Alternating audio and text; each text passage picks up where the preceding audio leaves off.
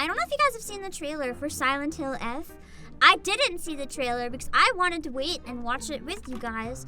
But for those of you who don't know why this is a big deal, Silent Hill F, one of the writers is actually Ryukishi 07. And if you guys don't know who Ryukishi 07 is, that's the writer of Higurashi and Umineko. Has made a Silent Hill game. I am so invested.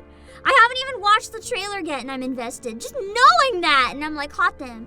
It also has a massive, I'll find Nene's tweet about it. It has a massive list of trigger warnings. And I'm just like, perfect. I'm a really terrible person. Typically, the more hold on, I'll fix that. Typically for me, the more trigger warnings a game has, the more likely I'm probably personally going to enjoy it. So I took that as a good sign that we're winning. Yeah, it's gonna be deeply, for lack of a better way, fluffed up for sure. And the soundscapes are by Akira Yamaoka. I don't really know who that is, but I'm excited. It's in a Japanese setting, this Silent Hill. I want to play the trailer for you guys so that I can watch it myself. It's a bit of a long trailer. And then I wanted to go and look into some of the stuff about it. I've seen some comparisons to Higurashi as well, so there might be some references. I'm really excited for it. I'm hoping it's a short game, because it'd be really nice to play on stream. Alright, are you guys ready to see the trailer? I am so ready. I'm so ready. Once I mute the game anyway, hold on. Alright. Remember, it might look kind of normal on the surface. If it does, I don't know if it does. But that's what Ryukishi 07 does. The slice of life is to catch you off guard. The musician also worked on Higurashi. So what you're telling me is just like a bunch of the Higurashi team worked on Silent Hill together. So we're getting basically Higurashi 3D. I love the sound of this. Okay, let's watch the trailer. Partial nudity, intense violence, blood and gore. Sign me up! Shu-kun, 嘘ついてるよね。 Wait, if you watched Higurashi, this is so good. This is so good. It's literally starting with like that Ursula. You're lying, aren't you, Keiichi? But it's a shoe instead. I'm sorry, I'll shut up. 嘘ついてるよね。 The reference for people who know. と思う？ひなこを。ひなこはね。死んだんだよ。 Japanese schoolgirl ghosts. I'm sold. Don't eat the rice ball. I think you mean the taco. It's got trees. お友達は永遠じゃないのよ。彼らだっていつか必ずあなたを裏切る。あなたが裏切り者と呼ばれたように。 I like the character design. This is actually, I think this is the first example I've ever seen of hyper-realistic art style where I didn't hate it. Like, it's not that stylized. It's hyper-realistic, but it looks good. Usually anything hyper-realistic I genuinely hate. I think it's because the lack of expressions feel kind of stiff, but in this case, they don't look bad. There's like subtlety to their facial expressions and movement. I wonder if it's motion capture. It looks very real.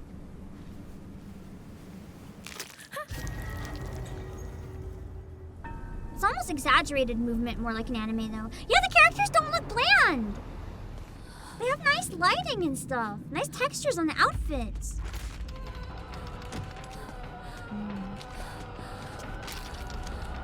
Oh. I've never played a Silent Hill game, actually. Do you think I would like it? I actually want to grow those flowers someday. I really like them. Like tiger lilies? Not tiger lily, what are spider lily?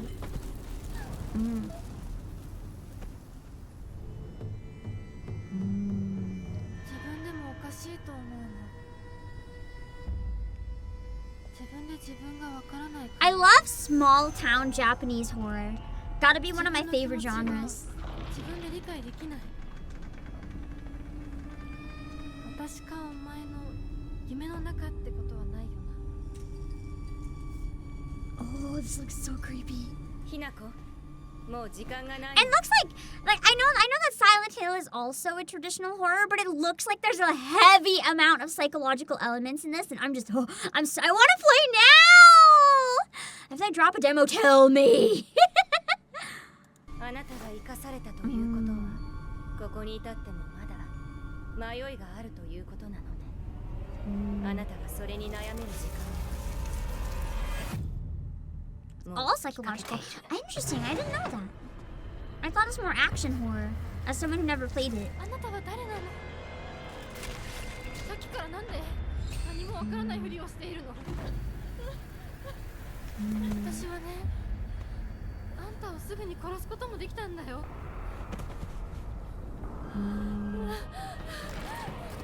全部奪ったな。全部私から奪ったな。 The voice acting is so good.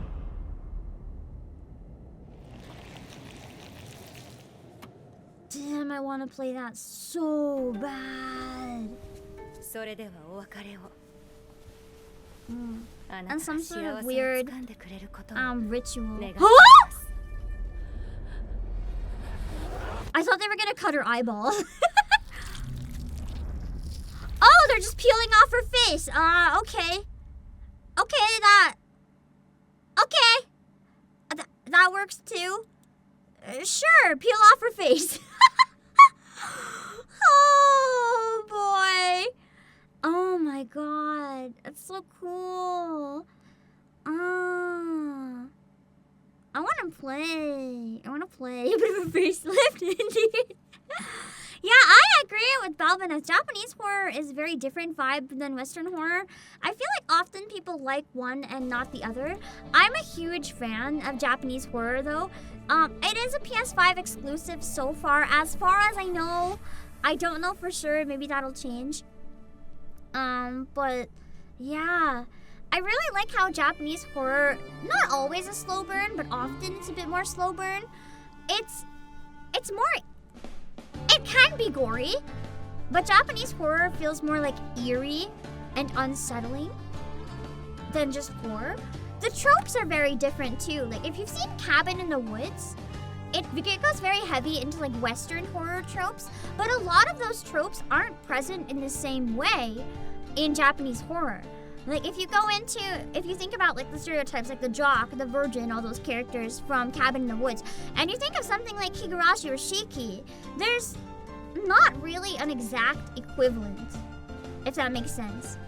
A lot of the same, like plot beats or character tropes don't quite match up one to one. Sometimes they do. Perfect Blue is a great example that has absolutely none of the tropes. It's just completely off in its own direction. And of course, there's Western horror that are very unique as well.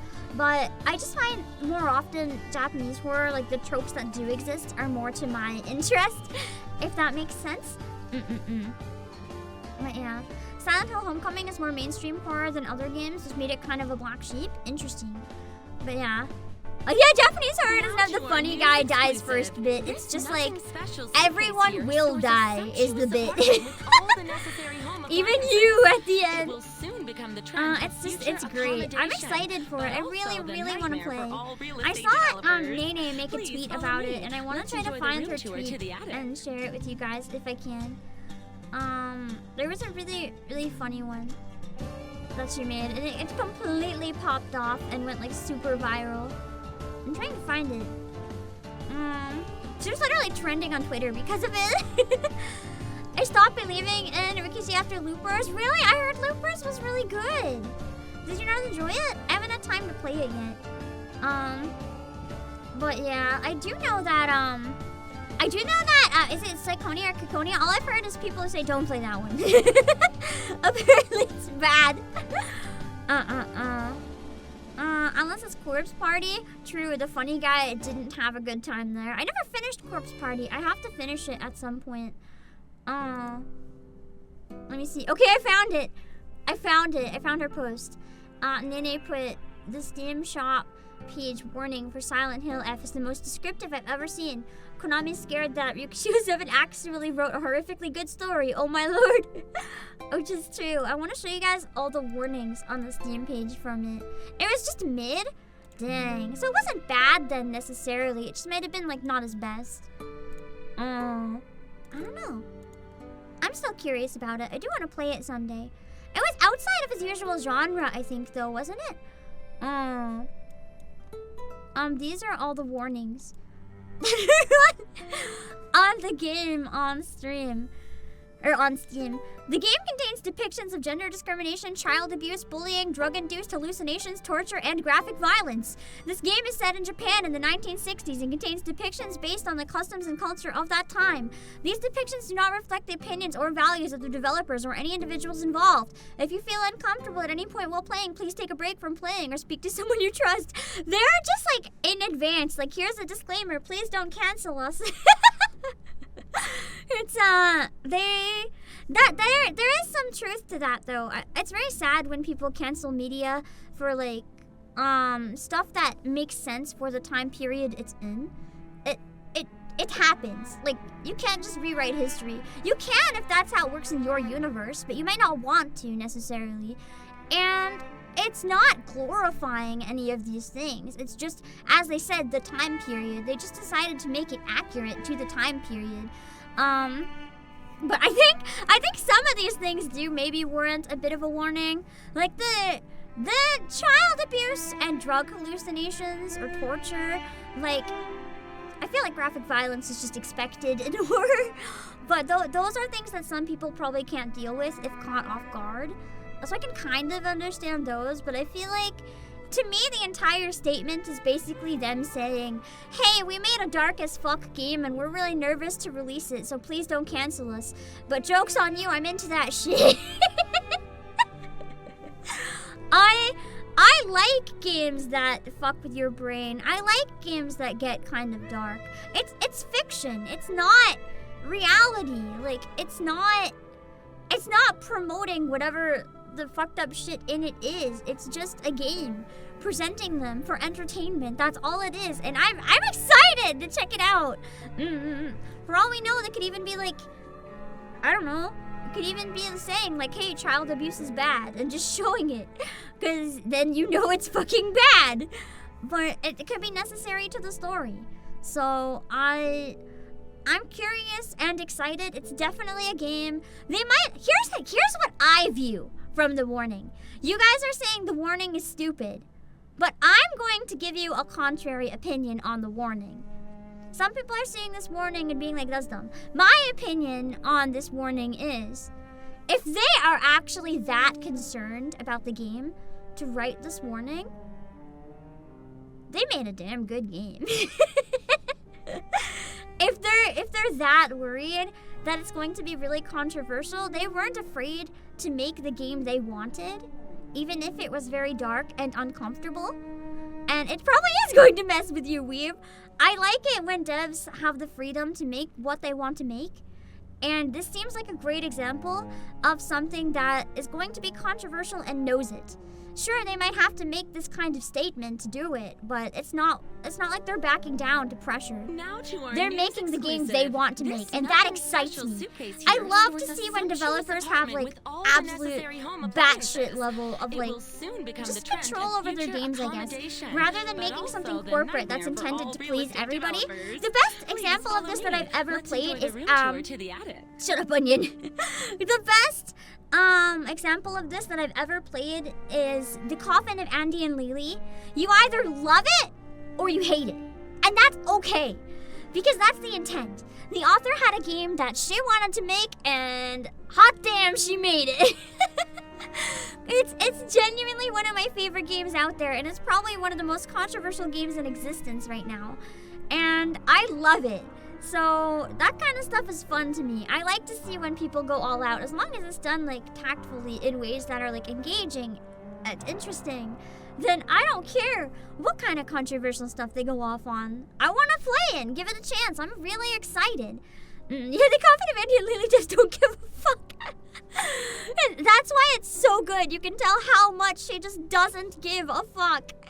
And I love that. And I'm hopeful that this game is going to be exciting and engaging in the same way. I'm really excited. I want to check if there's a release date. Silent Hill F. I think right now it's just an announcement. Oh, it's going to be on Xbox and PC as well. Don't worry. Looking it up, it said it's... Oh my god. Wait a second. Wait a second. I'm reading an article on... I know it's IGN, so take it with a grain of salt. But I'm reading an article on IGN. Silent Hill F, the first in Konami's horror series to get an 18+ rating in Japan.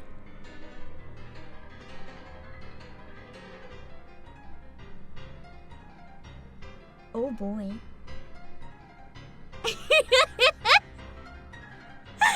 If it has an 18+ rating even in Japan, it's gonna go off, isn't it?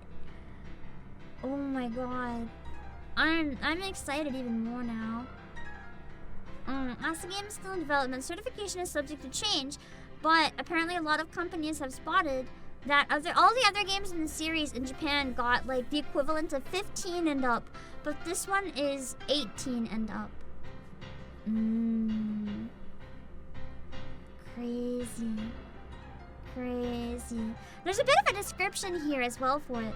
First announced in 2022, Silent Hill F takes us to 1960s Japan, where we'll follow Shimizu Hinako, a teenager struggling under the pressure of expectation from her friends, family, and society.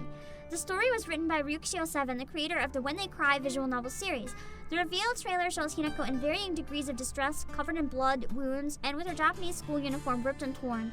While most of the action was contained to cutscenes rather than gameplay, we had an extended peek at Silent Hill F's setting and monster designs, as well as what may be an other world populated not by rust and fans this time, but by blood-red flowers. Which I love spider lilies, so I'm so excited. Yeah, the first teaser had body horror elements. I'm excited.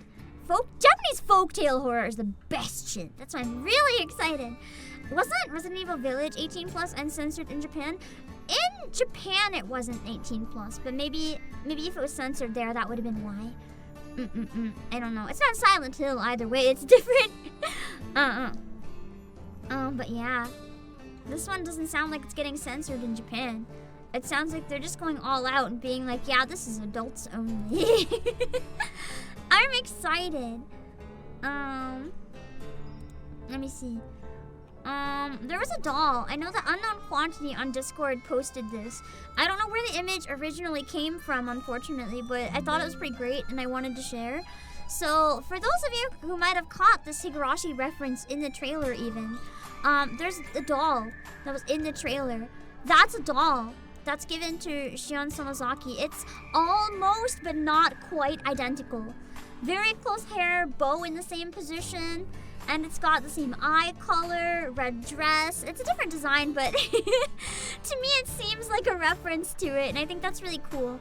I wonder what other like When They Cry references might be tossed in, because it sounds like the team is probably a fan of Ryukishi 7, so I'm excited.